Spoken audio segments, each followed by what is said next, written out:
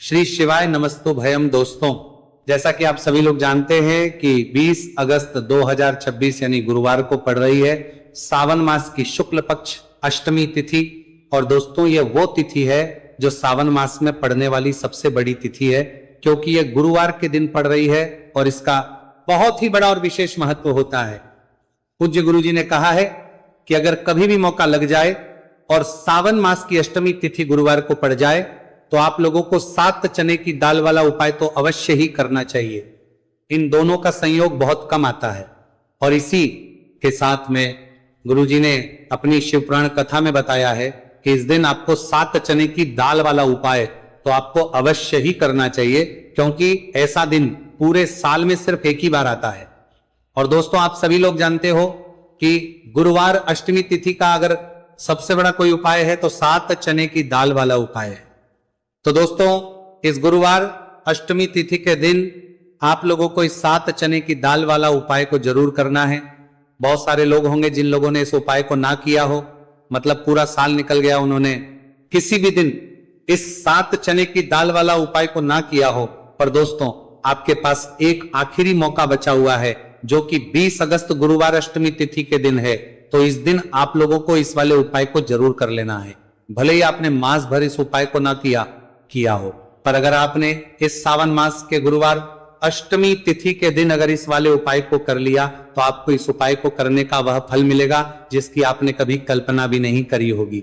इसीलिए आप लोग इस वाले उपाय को एक बार जरूर कर लेना है, ताकि आप लोगों के हाथ से यह मौका ना जा सके और आपको इस उपाय को करने का फल मिल सके।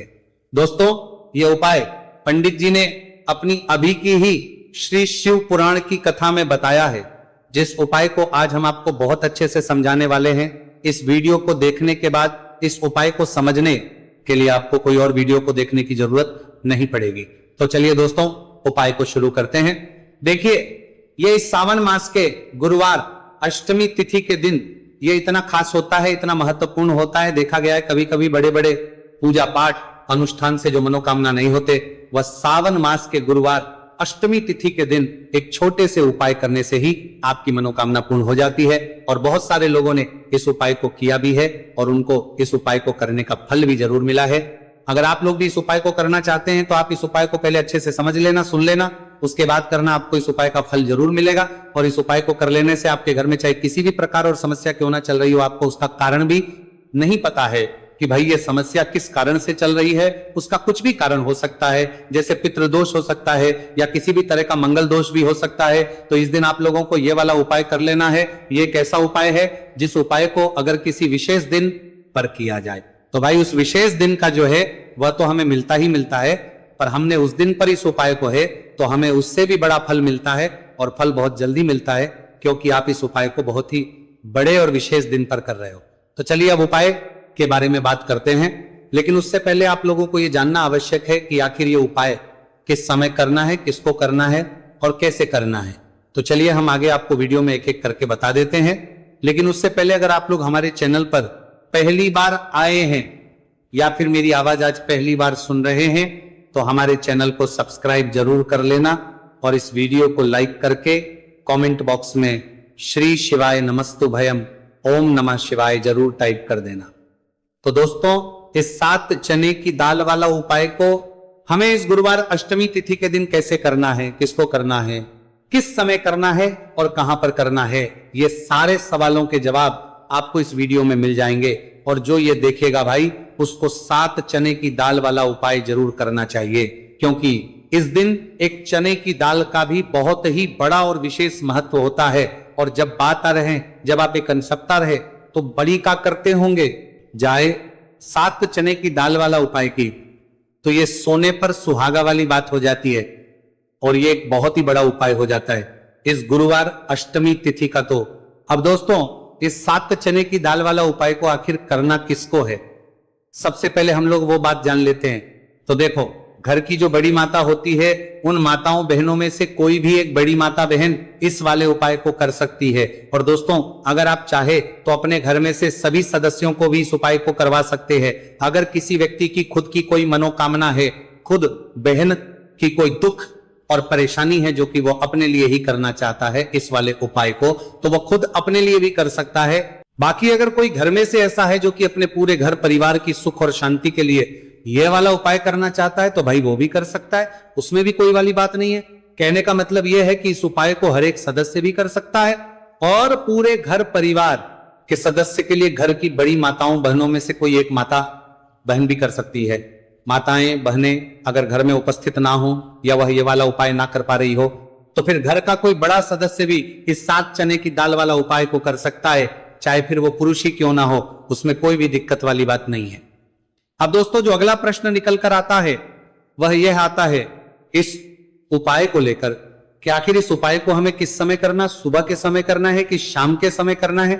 तो देखो इस वाले उपाय को आप लोग सुबह के समय भी कर सकते हो और शाम के समय प्रदोष काल में भी कर सकते हो। अब अगर आप पूछो कि भाई सबसे उत्तम समय कौन सा रहेगा इस 7 चने की दाल वाला उपाय को करने का, तो हम आपसे बस यही कहेंगे कि इस उपाय को आप सुबह के समय करेंगे तो ज्यादा बेहतर होगा।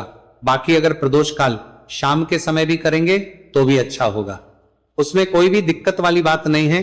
तो अब दोस्तों जो अगली सबसे बड़ी और महत्वपूर्ण बात आती है वो ये आती है कि सुबह अगर हम उपाय को करेंगे तो हमें कितने बजे से लेकर कितने बजे तक के बीच में करना है, और शाम के समय प्रदोष काल में करेंगे तो हमें कितने बजे से लेकर कितने बजे के बीच में करना है। तो देखो सुबह जितनी जल्दी हो सके आप उपाय को करने की कोशिश करना। बाकी अगर किसी कारणवश लेट भी हो जाओ, थोड़ी देर भी हो जाए, तो 10 या 11 बजे तक भी आप कर लेना, पर 12 बजे से ज्यादा देरी ना हो, ठीक है, इस बात का ध्यान रखना। उसके बाद में दोस्तों अगर शाम के समय प्रदोष काल की बात करें, प्रदोष काल का जो समय है होता है वो शाम के 6 बजे से शुरू हो जाता है। मतलब शाम के 6 बजे से लेकर 7 बजे के बीच का जो समय होता है यह समय प्रदोष काल का समय होता है। तो आप इस उपाय को 7 या 8 बजे के बीच में भी कर सकते हो। मतलब शाम के 6 बजे से 8 बजे के बीच में आप कभी भी इस वाले उपाय को कर सकते हो, उसमें कोई भी दिक्कत वाली बात नहीं है। देखिए गुरु बृहस्पति को मजबूत करने से हमें हमारे जीवन में सफलता की प्राप्ति होती है। यदि हमारा किसी भी प्रकार का कार्य अटक रहा है, परिपूर्ण ही नहीं हो पा रहा है, तो हमें अपने गुरु ग्रह को मजबूत करना बहुत अधिक आवश्यक होता है। देखिए जब भी आपको ऐसा लगने लगे कि आपका जो जीवन है बहुत ही ज्यादा दुर्भाग्य के साथ बीत है, आपके कोई भी कार्य सिद्ध नहीं हो पा रहे हैं, तो जीवन में दुर्भाग्य को सौभाग्य में बदलने के लिए आपको यह चमत्कारिक उपाय करने चाहिए। तो गुरुवार की जो यह अष्टमी तिथि है आपके जीवन से सारे दुर्भाग्य को दूर करने वाली है। देखिए यदि आपका गुरु ग्रह मजबूत नहीं है, गुरु ग्रह से जुड़ी किसी भी प्रकार की समस्या है, तब भी आपको यह उपाय करना चाहिए। आपके विवाह से जुड़ी किसी भी प्रकार की परेशानी है, बुद्धि ज्ञान और विवेक से जुड़ी किसी भी प्रकार की समस्या है, साथ ही साथ जीवन में सौभाग्य की प्राप्ति करना हो, जीवन से दुर्भाग्य को दूर करना हो और जीवन में यदि सफलता की प्राप्ति करना हो, तो आपको ये चमत्कारिक उपाय जरूर करने हैं। देखिए आज के इस पूरे वीडियो में हम आपको 3 महा उपाय बताने वाले हैं और ये तीनों ही उपाय आपके जीवन की सारी समस्याओं को समाप्त करने वाले हैं। तो चलिए दोस्तों जान लेते हैं विशेष उपाय के बारे में। देखिए इस उपाय को करने के लिए आपको मात्र 7 चने की दाल लेनी होगी, यानी कि आपको 7 चने की दाल लेनी होगी। देखिए चने की दाल जब भी आप लेंगे तो ये कहीं से भी टूटी हुई भी खंडित नहीं होनी चाहिए, इस बात का आपको विशेष कर ध्यान रखना है। इसी के साथ में आपको एक तांबे के पात्र के अंदर शुद्ध जल लेना होगा और इसी के साथ में आपको एक स्टील की कटोरी लेनी होगी जिसमें आपको शुद्ध जल लेना है। इसी कटोरी के अंदर आपको 1 से 2 गुड़ के टुकड़े भी डाल देने हैं, यानी कि आपको गुड़ वाला जल तैयार कर लेना है। अब इन तीनों ही सामग्रियों को लेकर के आपको पहुंचना है भगवान शिव के मंदिर में। देखिए दोस्तों ये जो उपाय है आप इस गुरुवार अष्टमी तिथि के दिन सुबह से लेकर के शाम तक किसी भी समय में कर सकते हैं। देखिए दोस्तों सबसे पहले तो आपके पास जो 7 चने की दाल है, इसे आपको जो आपने गुड़ वाला जल तैयार किया है उसमें आपको डालनी है। आप 7 चने की दाल भी ले सकते हैं, 11 चने की दाल भी ले सकते हैं, 21 भी ले सकते हैं, और यदि आप 41 चने की दाल लेते हैं तो बहुत ही शुभ होता है। तो आपके पास जितनी भी चने की दाल है सबसे पहले तो आपको उसे गुड़ वाले जल के अंदर डाल देनी है। अब देखिए दोस्तों आपके पास जो एक लोटा शुद्ध जल है इसमें से थोड़ा सा जल सबसे पहले आपको भगवान शिव की शिवलिंग के सीधे तरफ जहां गणेश जी का स्थान होता है वहां पर आपको अर्पित करना है। फिर थोड़ा सा जल श्री कार्तिकेय जी वाले स्थान पर अर्पित करना है। फिर आपको थोड़ा सा जल माता अशोक सुंदरी वाले सन पर अर्पित करना है। फिर आपको थोड़ा सा जल माता पार्वती के हस्तकमल यानी कि कटी वाले भाग पर अर्पित करना है। और अंत में आपको थोड़ा सा जल भगवान शिव के शिवलिंग पर भी अर्पित कर देना है। और उस पात्र के अंदर आपको थोड़ा सा जल और शेष बचा लेना है, यानी कि पांचों ही स्थान पर थोड़ा थोड़ा जल अर्पित करने के बाद अंत में शेष जल और उस पात्र के अंदर आपको बचा लेना है। अब आपको बृहस्पति ईश्वर महादेव का स्मरण करना है। और आपके पास जो चने की दाल है इसे आपको अपने सीधे हाथ में रखनी है। देखिए गुरुवार का दिन है, इसीलिए आपको ओम नमो भगवते वासुदेवाय इस मंत्र का जाप भी करना है। अब देखिए दोस्तों, आपके पास जितने भी चने की दाल है, चाहे 7 है, 11 है, 41 है, उतनी बार आपको बृहस्पतिश्वर महादेव का स्मरण है। और ये जो चने की दाल है इसे आपको भगवान शिव के शिवलिंग पर अर्पित कर देनी है। आपको लगातार बृहस्पतिश्वर महादेव का स्मरण करते रहना है। अब देखिए अंत में जो आपने उस पात्र के अंदर शेष जल बचाया था इसे आपको भगवान शिव के शिवलिंग पर ही धीरे धीरे अर्पित कर देना होगा। श्री शिवाय नमस्तुभयम इस मंत्र का जाप करते हुए यह उपाय करने मात्र से आपका जो भाग्य है वह स्वर्ण के समान चमकने लगता है। आपके से जो भी दुर्भाग्य है वो दूर होता है। तो इस प्रकार से आपको यह उपाय कर लेना है। यह उपाय आप सुबह से लेकर के शाम तक किसी भी समय में कर सकते हैं। अब दोस्तों हम जान लेते हैं गुरुजी द्वारा बताए गए दूसरे उपाय के बारे में। देखिए इस उपाय को करने के लिए आपको सबसे पहले तो मात्र थोड़ा सा शुद्ध घी लेना होगा। देखिए आपको मात्र आधा चम्मच ही शुद्ध घी लेना है। और इसी के साथ में आपको एक तांबे के पात्र के अंदर आपने ही घर से शुद्ध जल लेना होगा। और इन सभी सामग्रियों को लेकर के आपको भगवान शिव के मंदिर में पहुंच जाना है। आप ये उपाय सुबह से लेकर के शाम तक किसी भी समय में कर सकते हैं।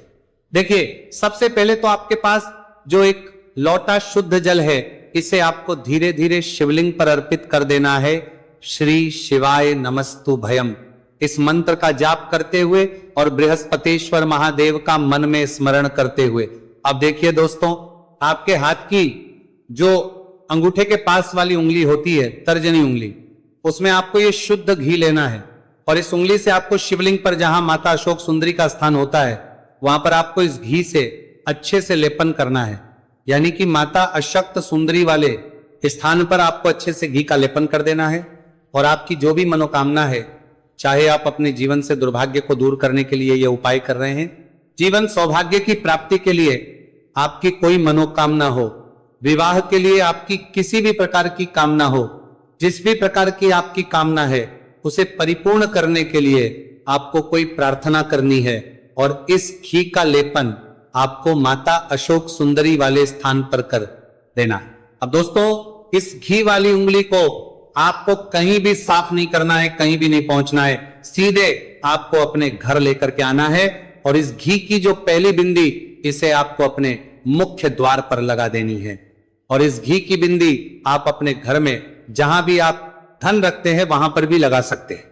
आपके घर में जहां कहीं भी रसोई घर है वहां पर भी आप इस घी की बिंदी को लगा सकते हैं। तो 3 जगह आप इस घी की बिंदी को लगा सकते हैं।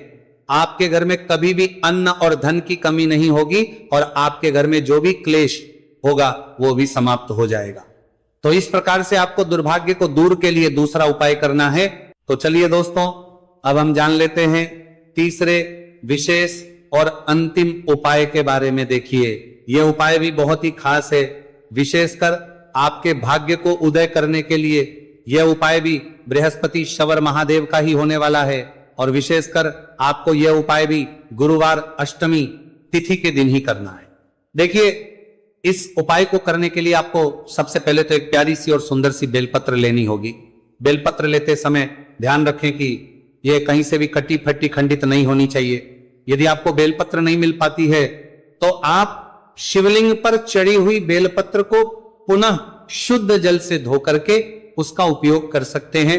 इसी के साथ में आपको एक तांबे के पात्र के अंदर शुद्ध जल लेना होगा और इसी के साथ में आपको आधा चम्मच या फिर उससे भी कम शहद लेना होगा।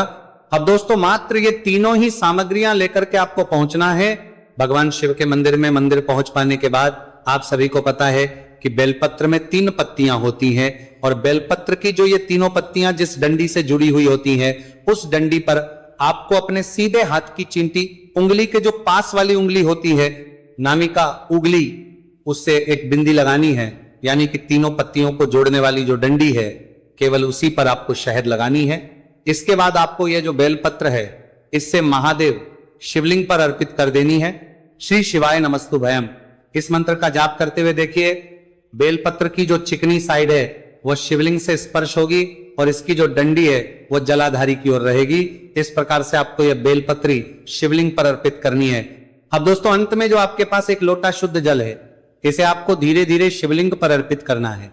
श्री शिवाय नमस्तुभयम इस मंत्र का लगातार करते हुए देखिए, ये जल आपको एक विशेष प्रकार से समर्पित करना है, यानी कि यह जल आपको 7 बार में समर्पित करना है। यानी कि थोड़ा सा जल आपको समर्पित करना है, फिर आपको थोड़ी देर रुकना है, फिर आपको थोड़ा सा जल समर्पित करना है, फिर आपको थोड़ा रुकना है। इस प्रकार से आपको थोड़ा थोड़ा जल 7 बार में शिवलिंग पर और करना है। इस प्रकार से आपको 1 लोटे जल से ही यह जल समर्पित करना है, लेकिन को थोड़ा थोड़ा जल करके 7 बार में शिवलिंग पर यह जल अर्पित करना है। और आपको लगातार बृहस्पतिश्वर महादेव का स्मरण करते रहना है। देखिए, जैसे ही यह जल शिवलिंग से होकर के जलाधारी की ओर बह करके आएगा, तो इस जल को आपको अपने सीधे हाथ में लेना है और इस जल का छिड़काव आपको अपने पूरे शरीर पर कर लेना है। बृहस्पतिश्वर महादेव का मन में स्मरण करते हुए ये जो उपाय है, आपके भाग्य का उदय करता और आपके जीवन से दुर्भाग्य को दूर करता है। तो बहुत ही आसान सा उपाय है। इस उपाय को भी आप इस गुरुवार की अष्टमी तिथि पर करके जरूर देखना, आपको निश्चित ही लाभ होगा। तो दोस्तों,